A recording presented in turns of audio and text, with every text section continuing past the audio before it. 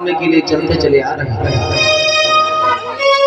कलिंग राज्य में जब पहुंचे तो महाराज कह लगे सेनापति जी महाराज, देखिए ये सामने ध्वज जो लगा हुआ है जी महाराज, इसको हमें उतारना है। जी महाराज। ऐसा करते हैं कि इस ध्वज को हम उतारते हैं और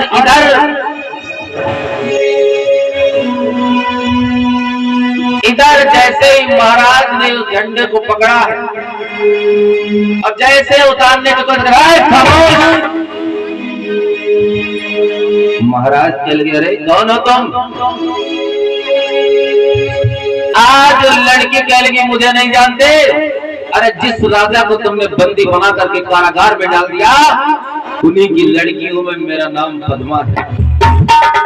लोग मुझे अमिता भी कहते हैं। और ये तुम क्या कर रहे थे? अशोक कह लगे देखो हट जाओ हमारे रास्ते से। और मैंने इस राज्य को जीता है, मैं इसका ध्वज उतार रहा हूँ और इस यहाँ पर हमारा विजय पताका ध्वज लहरेगा तब ये राज्य हमारा होगा। पद्मा कहने लगी खामोश राजन खामोश। अरे तुम्हारी क्या औकात, इस ध्वज को तुम उतार दो। और इस ध्वज को उतारने के लिए तुमको मुझसे युद्ध करना पड़ेगा। महाराज अशोक के लिए रे जाओ जाओ, मैं औरतों पर हाथ नहीं उठाता। और ये बात सच भी है, महाराजा अशोक ने कभी बूढ़ों पर और औरतों पर हाथ नहीं उठाया। ये थे असली मर्यादित आदमी।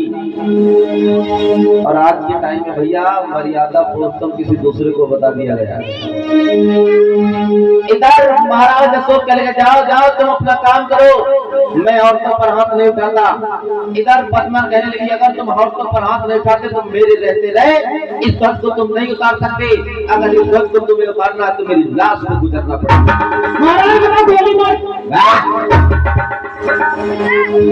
तुम अपने आप को बहुत वीर कहते हो, तुम बहुत बड़े राजा हो। अरे जाओ अशोक जाओ, लालच है तुम्हारी जिंदगी पर।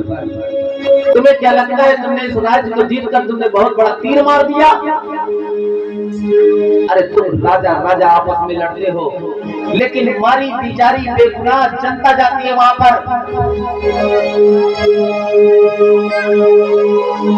जो लोग वहां काम करते हैं बेचारे वो मारे जाते हैं।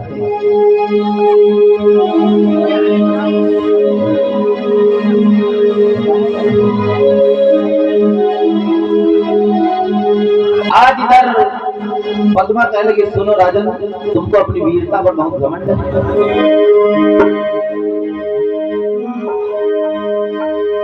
अरे लाल है तुम जैसे राजा,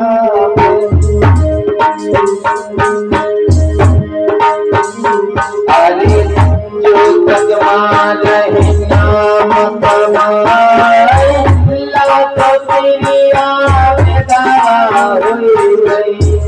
अब तुमको सारा मनाया।